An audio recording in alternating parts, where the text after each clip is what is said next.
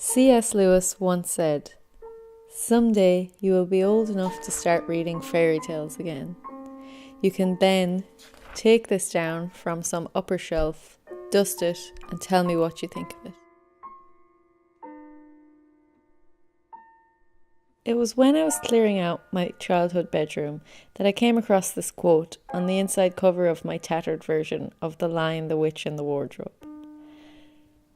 As I sorted all my old toys and trinkets into boxes, nostalgia surrounding me, I came across another book, my favourite book. This is me, Neve. When I was young and small, I had a book, a very special book, that I brought everywhere with me. A book of poems for children called The Moving Stair by Gabriel Fitzmaurice. The Moving Stair is a collection of children's poetry. There is a poem in the book for every occasion or feeling that a small person can relate to. The safety in a hug or a reassuring word from an adult that made everything all better again.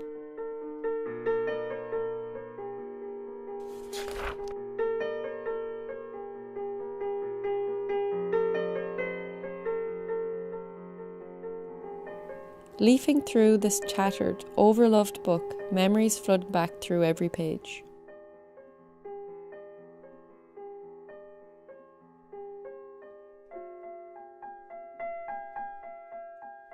Each poem made me relive the innocence, the cheer, and also the scariness of being a small person in a big world. I decided I wanted to find out more about the author, and hopefully meet him in person, to tell him what I thought of his book, but mostly to thank him.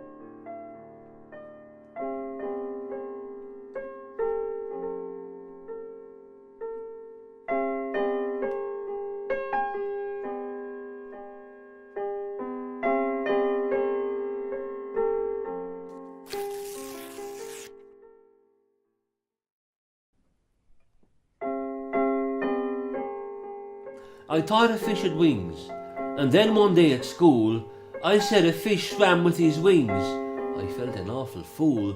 The boys and girls laughed out so loud that I turned red with shock, and I tried to laugh along with them, wishing they would stop.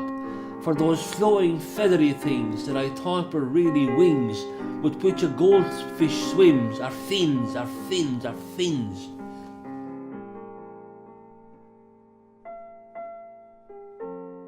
I grew up in my van, a small village 7 miles from the Stole, towards the River Shannon, and I was the only child and grew up in a shop. My mother was a shopkeeper, my father married into the shop. My mother had bad health, so from an early age she was more or less confined to bed. She had heart trouble, and my mother was very interested in books and poetry and stuff like that. My father would have been a great dancer and selling music and stuff.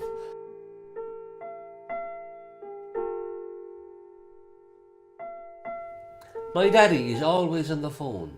He gets lots of letters too. My daddy is very busy. He has lots of things to do. My daddy is very funny, but sometimes he gets mad. My daddy gives me money. Sometimes I help my dad. My daddy's name is Eddie, and he can be very kind. My daddy is often away from home, but I don't really mind, because I know he loves us, and we all love him too. My daddy has no hair. My dad can make a stew. My daddy sows the garden. My daddy mows the lawn. My daddy puts me up to bed when I yawn, and he tells me bedtime stories. He hugs me when I'm sad. He gives me a birthday present. I love my dad. The village was full of life that time. Rural Ireland was I noticed in the press time in the 50s, but rural Ireland was buzzing, you know. Farmers coming to the creamery every morning, people coming into the shops every morning, women coming into the shops, farmers coming into the shops. 5 pubs in the village, you know, full of music, full of card players, full of an obsolete game now called rings, where they threw rings at a board, no darts that time. Songs. Unfortunately, of course, there was also fairs, cow fairs and cattle fairs, stuff like that. But growing up in the 50s and 60s with the rock and roll and that, you know, we used to be outside the pubs. Of course, we wouldn't go into the pubs when we were little kids, during the fairs, and hearing the farmers singing the traditional songs, which we thought awful. And we'd be laughing at him because all we wanted to hear was John Lennon, like, and, you know.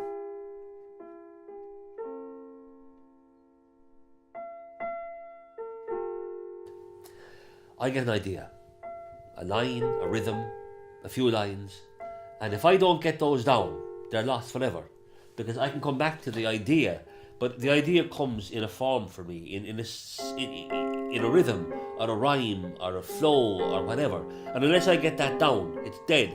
So if I'm driving along the road, and if I get this idea, I'll put it at the side of the road and I'll start writing from my pocket and my pen.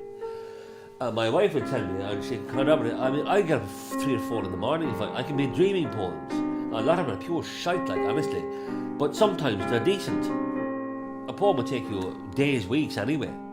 But some poems it takes you years, because you put them away with the draw. You know there's something there, but it's not quite right. Some poems might have taken 5 or 6 years. Wouldn't be at it the whole time, obviously, but you'll come back to them now and again. And sometimes you get it right. More times than me. But it's hard work, but it's great work, and it's what I do.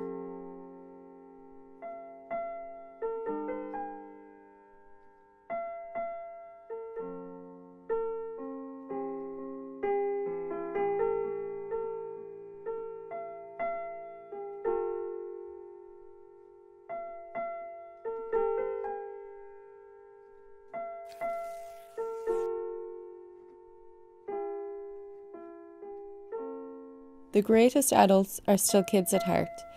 They haven't forgotten it's the small things that mean the most.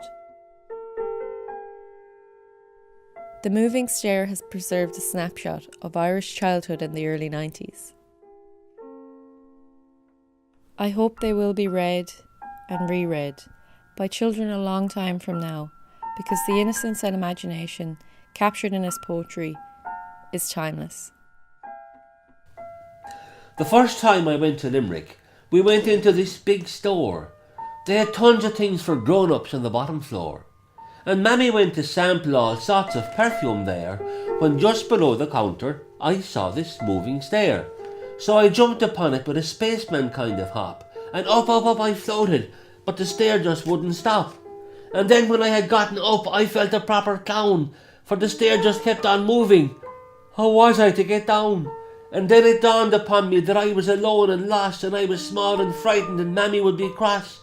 So then, I suppose you guessed it, I let out such a roar that Mammy dropped the perfume down on the bottom floor. And Mammy, she came for me, and I wasn't lost at all, but that was quite a while ago, when I was young and small.